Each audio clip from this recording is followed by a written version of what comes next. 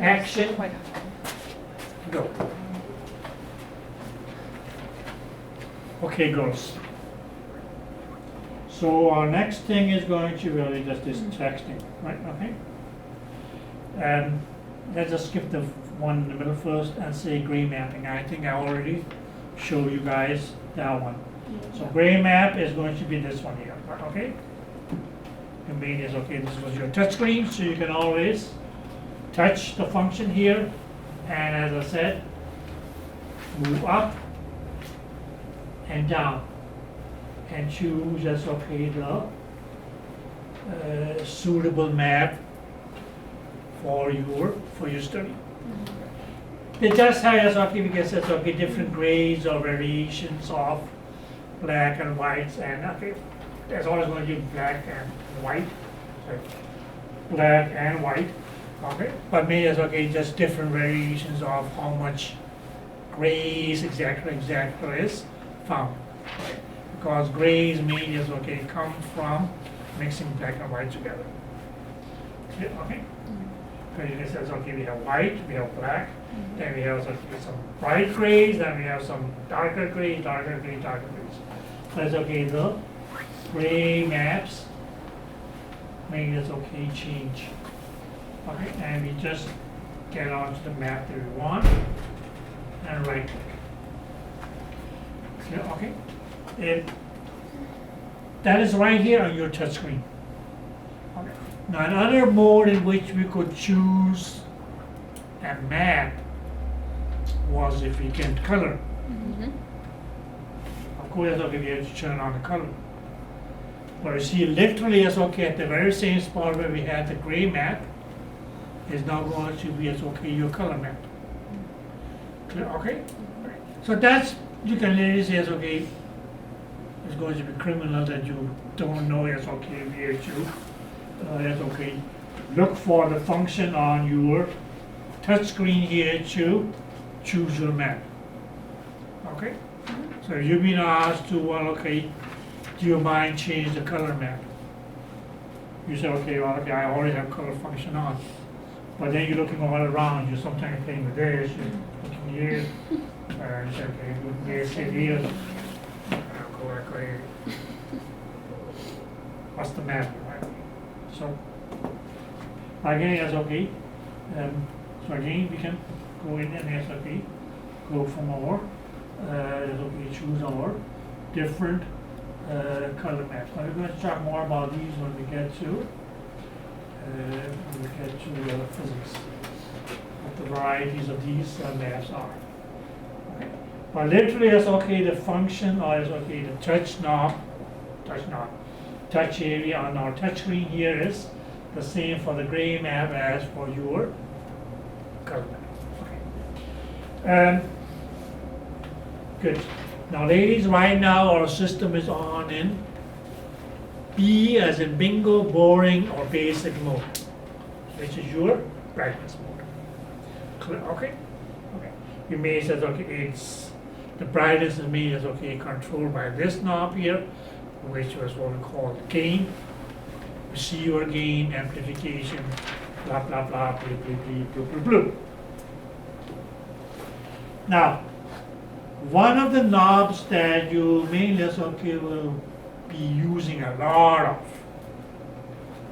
whether it is B mode or whether it is your Doppler modes, is going to be this one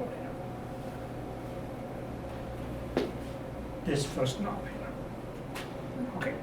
Now girls, what we see in B mode, okay, or you also will see in color flow mode, and let's say okay in pulse field mode, is that some of these functions or some of these keys here will have two things written against them, which you will see here. Now if you look closer, it says focus pause, and then you have a bracket and then it says num. So focus pause right now is outside the bracket, whereas the NUM or the num is inside the bracket. What does that tell you? that right now this key here, or this knob here, has two functions associated to it. Clear? Okay. Now your question would be, okay, so if I now turn this key here clockwise or anti-clockwise, is it going to collectively increase both of these functions or decrease them if I turn it anti-clockwise? The answer to that is no. Clear? So since the answer to that is no, that would mainly mean that if we turn this knob here in one or another direction, it will only increase or decrease one of these two functions here. Clear? Okay. So our question is, what is function pos or PUS, and what is going to be as okay function num? Okay, and which function is going to be active and then active? Let's get that straight. Ladies, the function against any knob, because it says, okay, in your Doppler modes, a lot of these knobs here will have more than one function associated. There's only going to be one that will be active and one will be inactive. Clear? Okay. The function that is in the bracket, the function that is inside the bracket is the inactive one. Or you can mean it as, okay, the function which is in behind bars is locked up and is not active. So right now it says function pos outside the bracket, and inside the bracket it says num. So it's okay if I change this position, if I mean it's okay, turn this knob here, it's going to just increase or decrease the focus pos. It's going to be your focal position or focal point. Right now, girls, if this here was our transducer, or this is our transducer, so check it.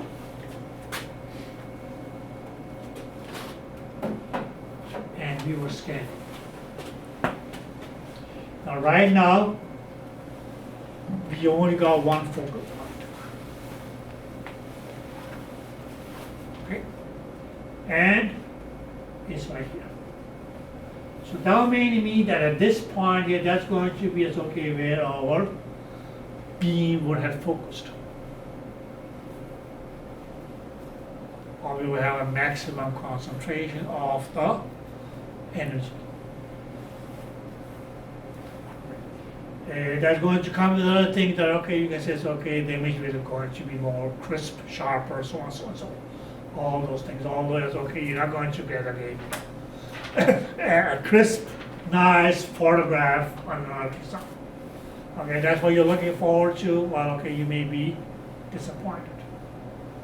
Okay, but that's mainly Now, the beauty about it, the beauty with this, or today's transducers is that we actually will be able to focus at more than one point at a time. Okay, but for me to do that, because right now, you see this little clock here, hourglass. Okay, in some systems, the focal point will be described or will be displayed by a hourglass. In some cases, it would just be a small arrowhead. Okay, and in some cases, it may just be a small round circle. This system here is display the focal point with a hourglass. But right now we have only focus it at one point. If I want to, for instance, want to increase the number of focal points, I have to bring the focal number, a num, out of the bracket, which means we'll call it as the focal position will be locked up. So it's just a matter of simply pushing. Just push the knob. And what you see is now pause is inside the bracket, locked, and now focus number is out. Okay. Now right now we only have one focal point. We cannot get lesser than that. That's the minimum. Okay. You can't say, okay, no focal points. Then okay, now what the point? Okay. So even if I turn it anti-clockwise or counterclockwise, it's not going to eliminate this. Do you guys get that? I say, well, right now I'm able to focus at this depth. I want to focus at other depths as well, at the same time. Hop, hop, hop. Here we go. So what am I doing now? Not only focusing at, okay, yes, this depth, but also at this depth, also at this depth, also at this depth. Clear? Okay. Let's just, okay, yes. I just decrease. Okay. You say, okay, right now, these are the depths at which we are focused at. Okay. But you may say, well, okay, I want to focus at a deeper depth. That's when we go focus pause, which is going to be the position of your focal points. Can be changed. Or we have to bring that function out of the bracket and now lock the number of focal points. And that's what we did. Pressing the knob, and now number is blocked. Now if I turn the knob, the number of focal points are not going to change. But the depth or the position of our focal points will change. Okay? Now when we go clockwise, it's just going to get deeper.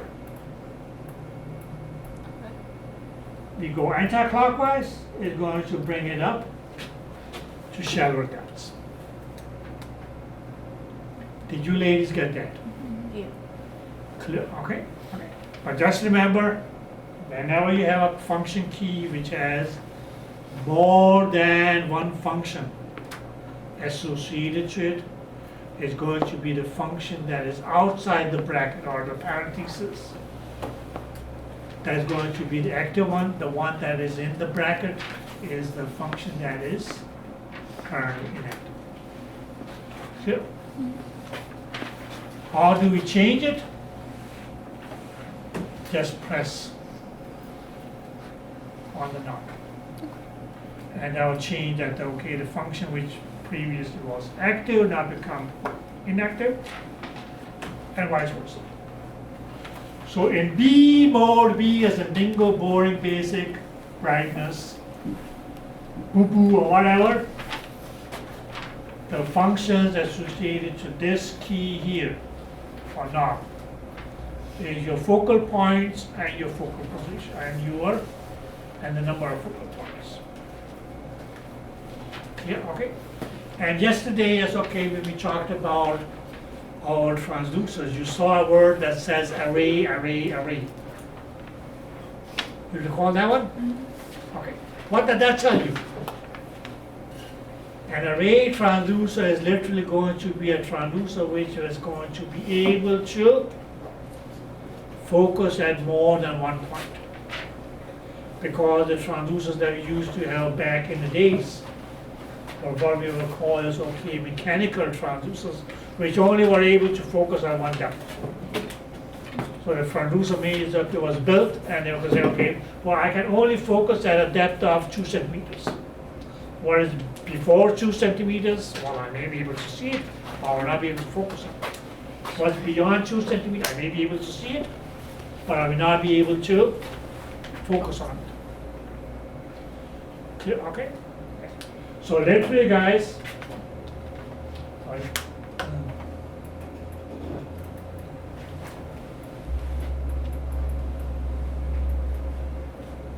This focal point here, this focal point can be moved across different depths. So that focal point can also be referred to as the focal depth.